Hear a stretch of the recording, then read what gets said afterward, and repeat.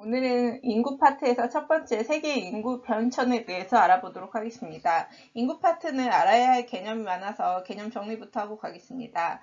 먼저 연령층별 인구 구분은 크게 세 층으로 나뉠 수가 있는데 유소년층, 청장년층, 노년층으로 나뉩니다. 유소년층은 14세 이하까지는 유소년층이라고 하고 노년층은 65세 이상을 뜻합니다. 그 사이에 있는 층은 청장년층이고, 그럼 지금 쇠지 수업을 듣고 있는 학생들은 청장년층에 해당될 수 있겠죠. 그리고 인구 증가 감소와 관련해서 자연적 증가 감소, 사회적 증가 감소라는 용어를 많이 씁니다. 인구가 자연적으로 증가 감소한 건 어떤 경우가 있을까요? 그렇죠. 출생, 사망 이것만 있겠죠. 그래서 출생이 더 많으면 자연적으로 증가한 거고 사망이 더 많을 때는 자연적 감소라고 볼 수가 있습니다. 사회적 증가 감소는 어떤 지역에 들어온 인구, 나간 인구로 파악을 하는데요. 전입이 전출보다 많으면 사회적 증가, 전출이 더 많으면 사회적 감소라고 합니다.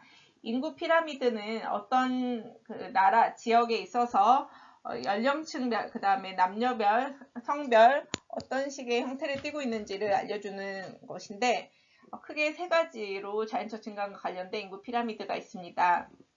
먼저 모양 자체가 피라미드형인 첫 번째 유형부터 보도록 하겠습니다. 먼저 유소년층의 비율이 높아요. 그리고 그러다 보니까 아이를 많이 낳는 개발도상국에서 주로 나타나고 노인 인구는 빨리 죽는 편이라서 적은 편입니다. 그 다음 종 모양을 띠는 요 인구 피라미드 같은 경우에는 유소년층 비율이 줄어든 것을 볼 수가 있죠. 그리고 청장년층과 노년층 비율은 늘어났습니다. 그래서 피라미드형은 유소년이 많다 보니까 인구가 증가하는 형이고 종형 같은 경우에는 인구가 정체하는 형, 마지막 이 모양은 방추 모양이라고 하는데 방추형 같은 경우에는 노년층 비율은 높아지는 반면 출산율은 더 낮아지기 때문에 인구가 감소하기까지 할 수 있는 것이 방추형입니다. 그래서 인구 피라미드 같은 경우에는 피라미드형은 개발도상국에서 많이 나타나고 종용 방추형은 선진국에서 많이 나타나는 유형입니다. 용어 정리를 해보도록 할 건데 고령화 사회, 고령사회, 초고령화 사회로 나눌 수가 있습니다. 65세의 노인 인구 비율로 구분을 하는데 노인 인구 비율이 전체 인구의 17%에서 14% 미만이 되면 고령화, 20% 미만일 때는 고령, 20% 이상일 때는 초고령화 사회가 됩니다. 그래서 자주 나오는 인구 문제 공식을 좀 알아둘 필요가 있어서 넣었는데요.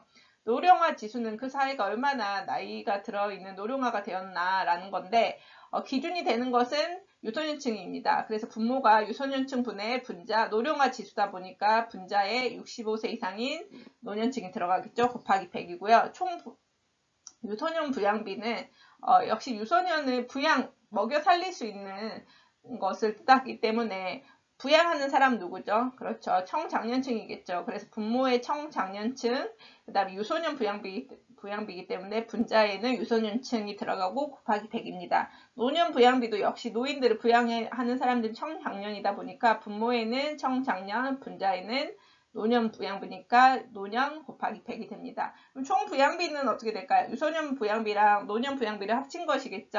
그래서 역시나 인구 부양비는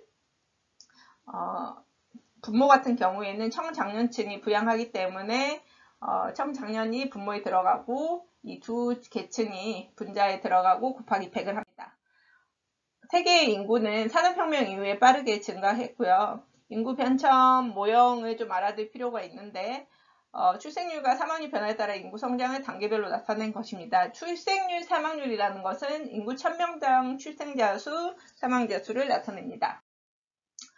별표로 했을 정도로 중요하고요. 시험에도 반드시 나옵니다. 눈여겨서 공부를 해야 되겠습니다.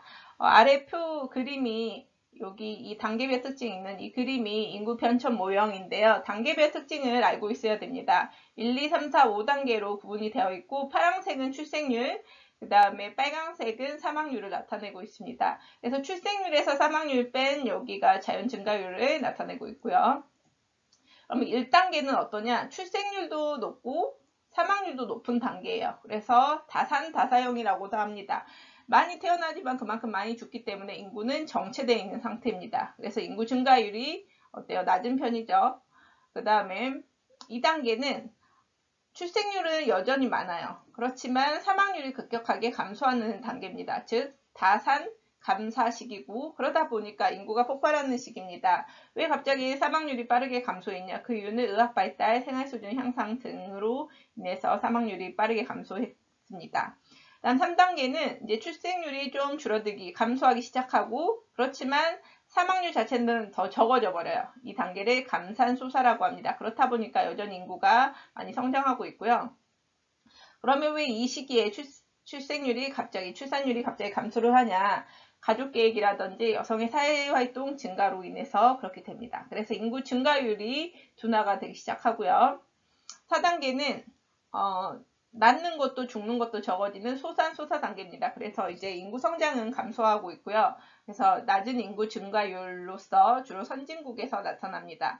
5단계에 가면 어떤 일이 일어나죠? 이 파란색, 출생률이 사망률보다 적은 상태가 발생하게 되죠. 그래서 5단계는 인구가 감소가 나타나는 시기고, 저출산으로 인구의 태어나고 죽는 거랑 관련 있는 건 뭐랬죠? 그렇죠. 자연적 감소가 일어나게 됩니다. 일부 선진국에서 일어나는 현상이라고 볼 수가 있습니다. 지역별 인구 변천의 차이는 인구의 자연 증가율이 가장 높다. 즉 가장 많이 아이를 낳는다. 이렇게 이해하면 되겠죠. 역시 대표적인 대륙은 아프리카입니다. 그리고 과거에 1950년대에는 높았지만 최근에 경제 발전 및 아이 출산을 제한하는 정책 등의 시행으로 출생률이 감소하고 있어서 인구의 자연 증가율도 낮아지는 곳이 아시아와 라틴 아메리카 쪽입니다.